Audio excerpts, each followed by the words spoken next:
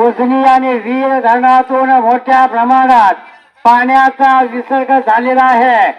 तर या भागातील नागरिकांनी सावधगिरी बाळगावी असे पंढरपूर नगरपालिकेच्या वतीने कळविण्यात येत आहे. तरी उजनी आणि वीर धरणातून सोडण्यात आलेले पाणी पंढरपुरातील चंद्रभागेत पोचले आहे. मंगळवारी सायंकाळी चंद्रभागेच्या काठी पूरस्थिती निर्माण झाली आहे. तर वाळवंटातील भक्त पुंडलिक मंदिरासह इतर साधू संतांची मंदिरे पाण्याखाली गेली आहेत. जुना दगडी पूलही पाण्याखाली गेल्याने तो वाहतुकीसाठी बंद करण्यात आला आहे. दरम्यान भाविकांनी स्नानासाठी चंद्रभागेच्या पात्रात उतरू नये असे आवाहन प्रशासनाकडून करण्यात आले आहे.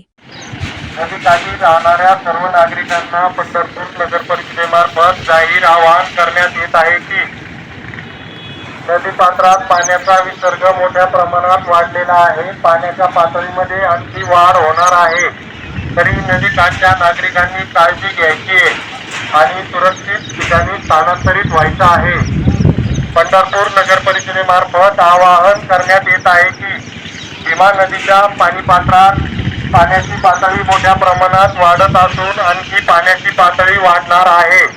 तरी नदीकाठच्या नागरिकांनी सुरक्षित ठिकाणी स्थानांतरित व्हायचं आहे.